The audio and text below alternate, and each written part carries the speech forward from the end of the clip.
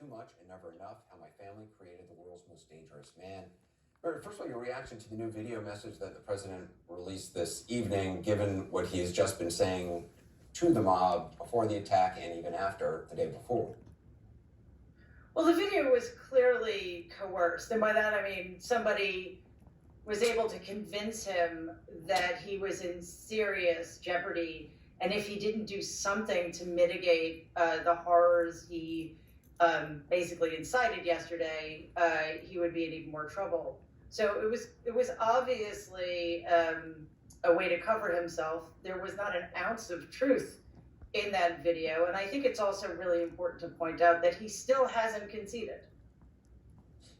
You're right. And in fact, he didn't say, President-elect Biden's name at all. Right. And as you said, no concession there. I mean, your uncle is a man who's really never faced consequences for his behavior. I mean, he's had really close calls, casinos going bankrupt, endless lawsuits, all of that. But that's a normal day for him.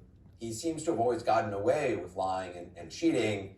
He's increasingly isolated, maybe facing some legal charges. I don't put much, it doesn't seem like the 25th Amendment thing is going to happen. There may be some sort of impeachment by Democrats.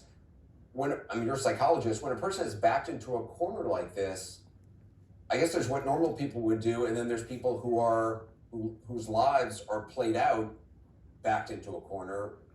What do you expect him to do? Absolutely anything he thinks will help him get out of this. And by that, I mean, overturn the election.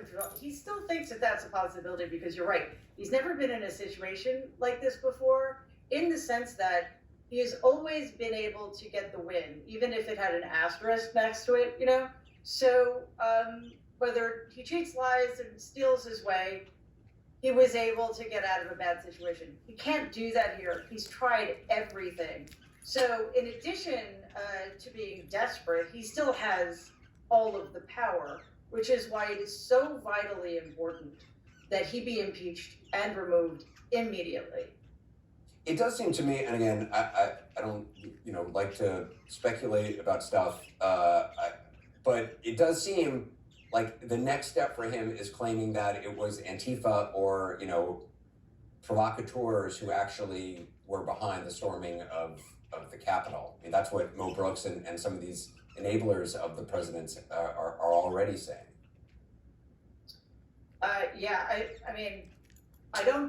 We can't put anything past him, honestly. He's desperate, he's terrified. As you mentioned, he's increasingly isolated. People are resigning. People in the cabinet are resigning, not out of protest, but so that they don't have to be involved in any 25th Amendment issues. So as we get closer to the inauguration and he continues to run out of options, we have to be prepared. I hope nothing happens, but the possibility is there. And we saw that yesterday. He incited those people. He is those people. There are some who have suggested maybe he could just resign, go play golf for a while, resign. Mike Pence would take over for the last, week or two. I don't see that as being something he would actually do, but do you have a thought on that? I think it's extraordinarily unlikely he resign. I think it's much more likely he try to pardon himself. And the other thing we need to keep in mind is that despite his actually having people storm the Capitol on his behalf, he failed in his efforts to have Senate and House Republicans overturn the results of the election. So he's also running out of allies. And I think he's going to come to the conclusion that the only way out of this is a self-pardon, which, creates a whole other set of issues, which could be completely avoided and obviated if he is impeached and removed, as he should be, because he has committed sedition against his own country. And it's so interesting because, he raised obviously a lot of money off this latest grift over the election fraud grift. $250 million at last I paid attention to it. A lot of that money he can use for his own purposes however he wants because of the kind of PAC that it's actually dedicated to. But do you think that he, the political capital that he would have enjoyed, a lot of that now is gone because of this attack. And I think it's just going to be fascinating to see how the Republican Party, already, we've seen people distancing. Lindsey Graham has suddenly now, been born again and is now kind of shocked by Trump's behavior and says he's out. Mitch McConnell has clearly voiced his disdain. Do you think he can regain that sway over the Republican Party? I don't, for a couple of reasons. And first of all, Lindsey Graham, Mitch McConnell are as responsible for all of this as Donald is. So we cannot ever forget that.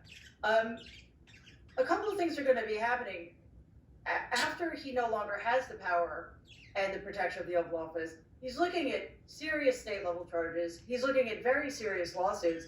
And he's looking at this distinct probability that banks are going to start calling in his loans. So he's going to be very busy giving depositions and crafting a defense against all of these things. So he may not have that much time to continue to stoke division. And I think, as importantly, as you said, people are, the rats are fleeing the ship. He's going down, and most people have finally figured out that it's a bad thing for them to be associated with it, and they've been making the wrong calculation all along. Not sure why Josh Hawley and Ted Cruz haven't figured that out, but I think most people have. Ivanka Trump tweeted and then deleted this tweet yesterday saying, "American patriots, any security breach or disrespect to our law enforcement is unacceptable. Violence must stop immediately. Please be peaceful." This idea of being American patriots, the complicity of her husband, Donald Trump Jr., who again addressed this crowd, tried to get them all riled up, Eric Trump and Larry Trump, who also addressed this crowd, trying to get them all riled up. There's a lot of blame to go around. There is, which is why I hope that if Donald does try to pardon them, which I'm pretty sure he will, he's not allowed to. It would be a corrupt pardon. And if for whatever reason they're allowed to get away with that, this increases the urgency that state level charges be filed against them for the various financial crimes they've allegedly committed over the years. These people are as complicit in this act of insurrection yesterday as anybody else. And if we can't hold them accountable the way they should be through the Department of Justice, we have to find other ways to do it. What do you think, knowing what you know about him, his life will be like? He's now, I guess, officially going to be a resident of Mar-a-Lago. He'll still have places in New York, obviously. I assume part of it is for tax purposes, that he'll be down in Florida and, easier to evade lawsuits and stuff like that. What do you think his life will be like? I think it's going to be pretty grim.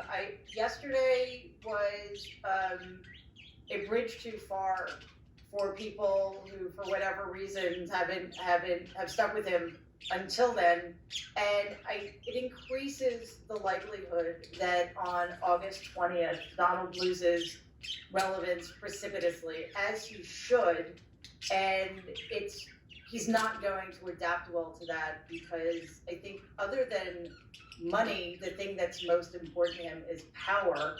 And he's also, with this ridiculous video that he put out this evening, betrayed the people who put it all on the line for him yesterday. So he's not going to have an easy time of it. And he's not going to turn on the television and hear his name all the time and see his picture, which will be perhaps, the saddest thing to him of all. Mary Trump, I really appreciate you being with us. Thank you. Thank you so much, Anderson. We have new reporting just